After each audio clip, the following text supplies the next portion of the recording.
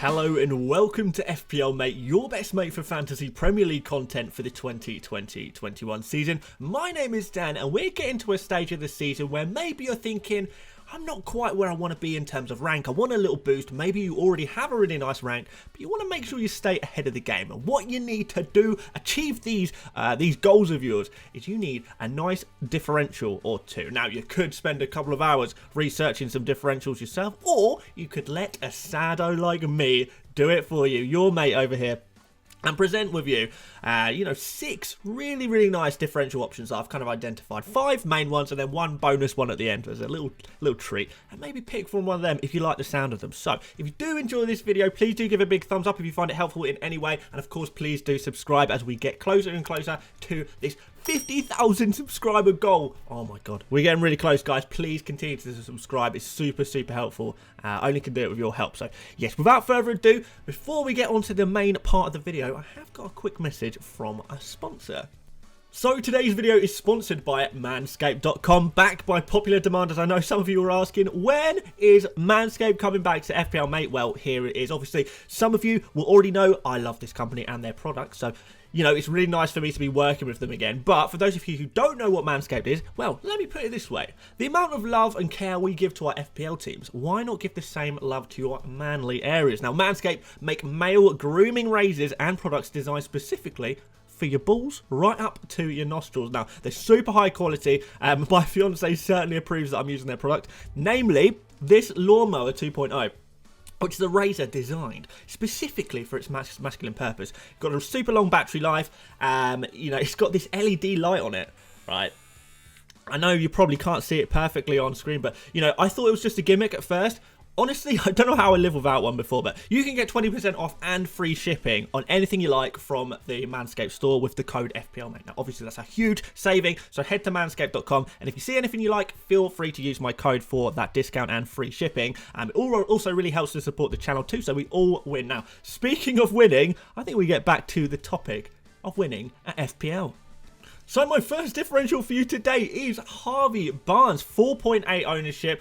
It's not the most differential, but we're going to start off with the most highly owned player of this list, and we're going to go down to down until we get to some really low ownership players. So, there's going to be some interesting ones down the line, believe me. So, why are we talking about Harvey Barnes? 3 goals and 1 assist in his past 5 games. Obviously, that's really nice. That's enough to turn the head, isn't it? He's sort of playing 90 minutes pretty much every game. I think in the last 6 games, he's played 90 minutes in 5 of those. And the one that he didn't play 90 minutes in, he still played something like 83 minutes. So, really nice there. Now, his stats look pretty good, actually. They look really good. So, 14 shots in the last 5 games. 8 in the box, 6 on target, 3 big chances for an expected goals of 1.96, 3 actual goals, so he's slightly overperforming there, I guess, but he has been known to do that in the past, to be fair. He's made 4 key passes, he's not created any big chances, 0.52 expected assists, which created 1 actual assist, so slightly overperforming there as well, but a lot of us are looking at Leicester. Their fixture run looks pretty good. They've got Leeds coming up. That's a fixture we kind of want to be targeting, isn't it? We want to be having some Leicester attackers perhaps in that Leeds game because Leeds do concede a lot of goals. Harvey Barnes could be really nice for that. And I know a lot of people are actually gravitating towards Maddison, which is kind of interesting. I actually prefer Harvey Barnes to Maddison. Maddison, the more highly owned player, the more popular pick, more explosive pick, you would probably say. But what Maddison has is, 3 goals in only 3 shots on target. That's the situation that Maddison finds himself in. He's got an expected goals of only 0.81. And he's got 3 goals in there. He's kind of benefited from taking some really nice long shots, and 3 of them have happened to come off. Is this sustainable? Maybe. I kind of like the way he speaks, but in terms of looking for someone who is got the stats to back up their performances, Harvey Barnes much better represents that. Maddison, he also only plays sort of 70-odd minutes per game. He always gets subbed off early, especially if Leicester are winning.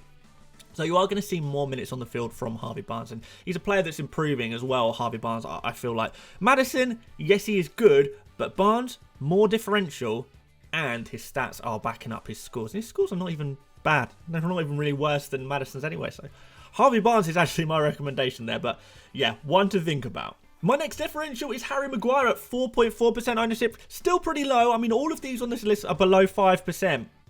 But we're not quite at the real differentials yet. But we're going on to Harry Maguire. So Manchester United have had 3 clean sheets in their past 5. They've defended really well. And I think that's in part due to the form of Eric Bailly, who's had some really nice performances from Manchester United recently. Their expected goals conceded per game is 1.17 at the moment. And if you want a reference to see, well, where does that sit amongst the other teams? Who do I compare that stat to? Well, we're sort of around the same level as Spurs, Southampton, Everton. 3 teams who we kind of think of as defending pretty well. I know Spurs usually concede the odd goal. It's just kind of what they're like. But Southampton, Everton, solid defensive teams at the moment. So Manchester United are kind of comparable to them at the moment. The difference between Spurs, Southampton, Everton and a team like Manchester United is that Manchester United have these amazing fixtures coming up. So they've got Sheffield United next in Gameweek 20. Obviously a really nice fixture if you've got a defender in there. Then they've got Arsenal, Southampton, Everton, West Brom, Newcastle. Now, even if we think of Arsenal and Southampton as pretty good teams in the Premier League, maybe some of you might not say that about Arsenal, but whatever. These are not teams that are typically known for scoring a lot of goals this season. Now, the Arsenal game might be a bit of a banana skin, but Southampton kind of lacking for goals at the moment. Sheffield, West Brom, Newcastle, on the other hand, I don't know. I feel like Manchester United got a very good chance of a clean sheet there. So none of those teams are really scoring a lot of goals. But you're going to be asking me why we're going for someone like Harry Maguire. There's plenty of other options. Well, you could go for Luke Shaw, who is actually technically more differential, but he does carry that slight risk of being rotated with Telles, and he does get rotated occasionally. He's not as nailed on as Maguire, who will guarantee play 90 minutes every single game. He's played 90 minutes every single game this entire season, has Maguire. That's pretty good, right? So in terms of a safe pick, Maguire is kind of the one. You could go for Wan-Bissaka if you want. I still kind of prefer Maguire. You could go for Bailly, but then Lindelof, he plays occasionally. It kind of depends if you want that security. Shaw is the obvious other option, but I don't know. That's kind of up to you. If it's kind of higher risk, higher reward. But saying that, Maguire, some of his stats are quite nice. For example, you didn't know this, did you guys? No defender has taken more shots this season than Harry Maguire. He's taken the most shots of any defender in the Premier League this season. 23 shots. That's pretty good. 20 of those were in the box. No other defender comes even close to 20 shots in the box. That is really, really high. And the reason for this is, of course, because he is the main target man when we're talking about these corners, these set pieces. Whipping them in to Harry Maguire to hopefully head them in. Now, he hasn't really achieved that yet. He's only scored 1 goal so far this season. But, you know, when you're shooting this much, and you pick a player who is shooting this much, you're playing the odds, aren't you? If a player shoots enough, eventually the ball will find the back of the net, right? So, for that reason, Harry Maguire's got some goals coming. I know he's got some goals. He's going to score a few more goals this season, believe me. And why not in the next few games? Why not? Could happen very easily. Next up, Ilkay Gundogan, 3.9% owned, and this one I really like. Now, a lot of you guys are probably thinking, I need a KDB replacement. I need a De Bruyne replacement because he's injured for 2-3 weeks, could even miss as far as game week 23, which is kind of, that's a long time to be holding on to an injured player who costs that much. And who is the natural replacement for KDB? Well, I would say the most similar player to KDB, unless you fancy Sterling. I'm not quite sure Sterling's worth his money, but Gundogan is kind of an interesting shout. Now, I had my doubts about Gundogan because I always think of him as a deep-lying midfielder, but actually, I was checking out the heat maps.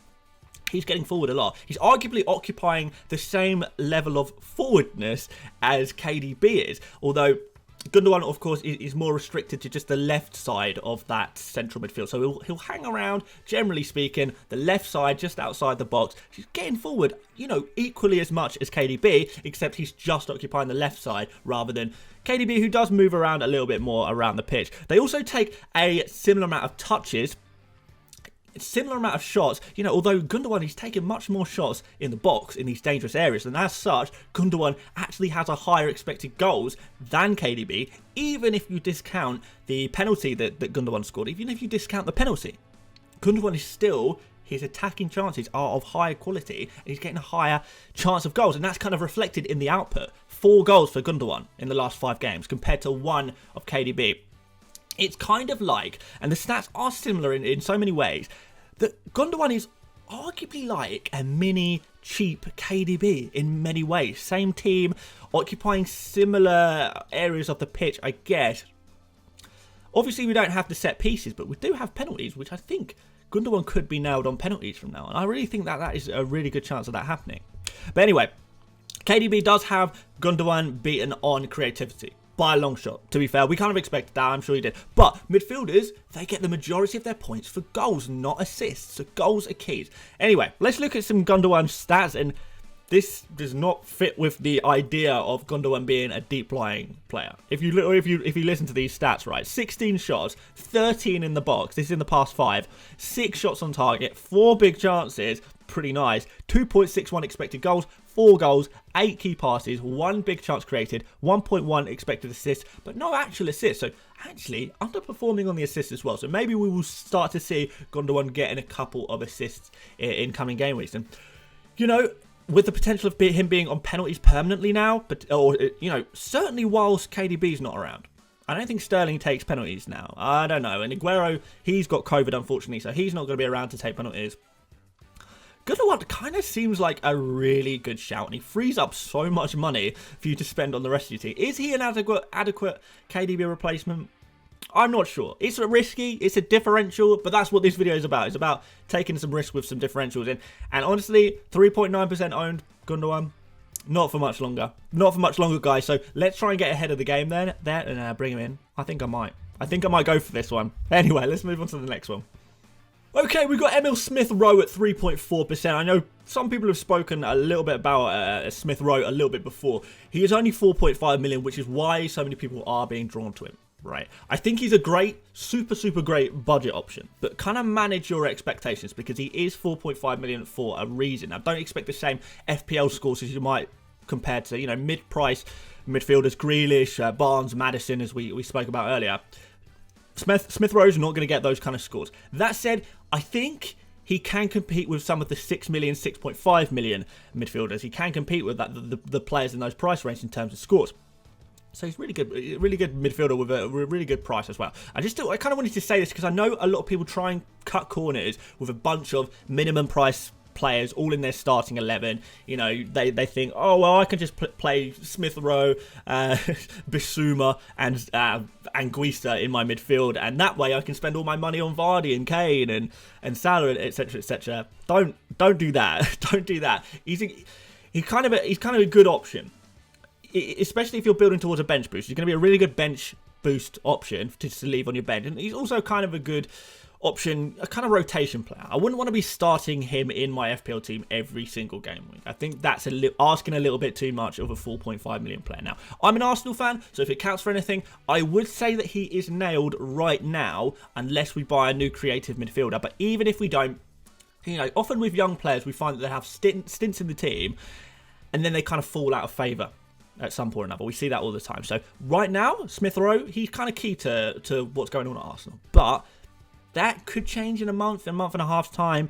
I don't know if this is a forever solution, is what I'm saying. And if Arsenal sign another midfielder, I don't know if we will, to be fair. We're already getting close to the January transfer deadline. I don't think we will. But just something that is worth considering. So just thought I'd warn you there. But anyway, right now, he's looking key for us. Let's look at his stats in the past 5. 3 shots, 2 shots in the box, 1 shot on target, 1 big chance. Expected goals was 0.51. So you're seeing, okay, that's not quite as high as you might have, expected. 0 goals in that, obviously. 10 key passes, 1 big chance created, 0.82 expected assists, but he's had 4 assists in 0.82 expected. So he's massively overperforming in his assists. He's not really as much of a goal threat. He is going to improve, hopefully, and he's going to, maybe when we get some easier games in there for Smith-Rowe, we might see some improvement. But what I'm saying is, manage your expectations. This is not a world-beating player. He's never going to be a captain option, for example. It's just a really, really good player to have at 4.5 million. Insanely good value. But this is not a game changer by any stretch of the imagination. But that's why he's 4.5 million. There you go, guys. Right, Matheus Pereira. I hope it's pronounced Matthews. Something like that. 0.8% ownership. Now, so now we're in the real differential territory. This is my 5th one, right? So we've got one more super differential I'm going to say about Arden. That's kind of a bonus. But 0.8 ownership is super low. 5.6 million.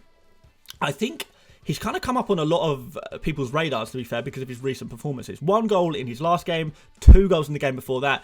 In the double game week, this giving him a total of 24 points in the double game week. That's pretty nice, right? So obviously we're going to be kind of looking at him.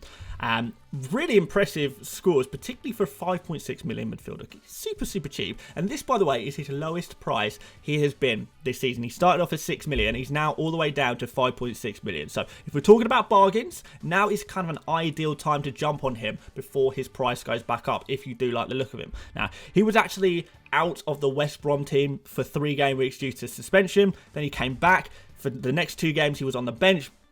And it's only the 3 game weeks most recently. Since then, he's actually started. So I'm going to do the stats of the past 5 game weeks. But remember, the first 2 of these 5 games were off the bench. He only sort of played 20 minutes in each of those. So 6 shots on target, 6 shots, 4 of those were on target, 2 in the box, 1.78 expected goals though, which is quite nice. 3 goals, 5 key passes, 2 big chances created, 1.04 expected assists, which turned out about right. 1 assist he's got in that. So he's slightly underperforming, but not a huge amount of data to go on. He does look really good. I do think he's going to be back nailed. West Brom kind of clearly need his creativity and his goal scoring ability in the team. The fixtures look pretty good, to be fair. Even if you're going to use Pereira as a rotation player, not play him every single game, maybe you rotate him with your 4th defender, for example. Do something like that. I think that's a real option, depending on how your team is set up and what defenders you have at your disposal. I think that's an option to rotate him a little bit. But overall, I think he's a really quite nice value, actually. And he's getting some good scores recently. He is taking shots, and he seems key to West Brom's success. And believe me, West Brom kind of needs some success right now, don't they? Right, here's your bonus. Anthony Robinson. This is really left field. This is really out there. Okay, but hear me out. 0.2% owned. That is super differential.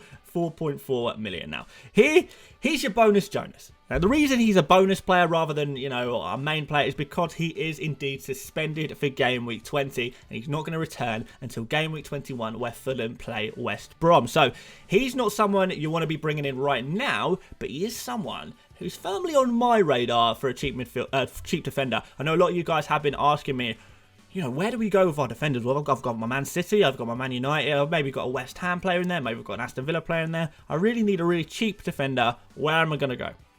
This is one to think about at least, guys. Come on. Let's think about it. So, we look at Fulham. How good is their defence? I think it's pretty good. 4.4 million. That's a really cheap price. Perfect for a rotation defender. You're playing them in selected games.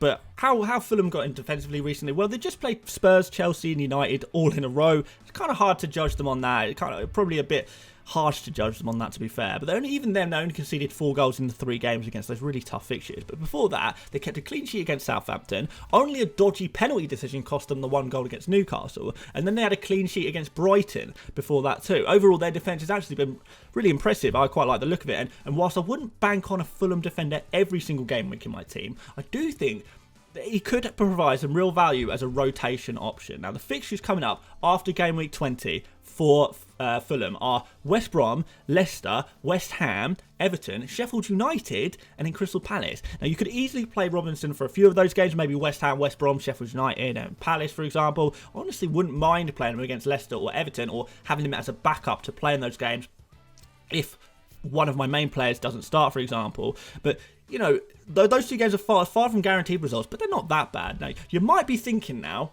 why Robinson? There are other defenders at Fulham. Even though Robinson, he's 0.1 million cheaper, surely that's not enough reason to go for him over some of the other defenders at Fulham at 4.5 million.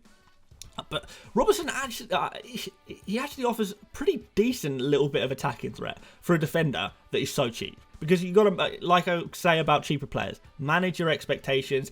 They're not going to be world beaters, right? But in his past 5 that he's actually played, Robinson, 4 shots, 3 of which were in the box, 8 key passes, 2 big chances created there, 1.17 expected assists. So honestly, he's kind of been unlucky to not have got an assist. But I know Fulham are kind of struggling a little bit for goals right now. They're not very clinical. But anyway, for 4.4 million and an insanely big differential at 0.2% owned, you can't really go wrong. And in the best case scenario, you will be hailed in your mini leagues as a genius for picking a player that is so out there. So there you go, guys. That's kind of the purpose of this video.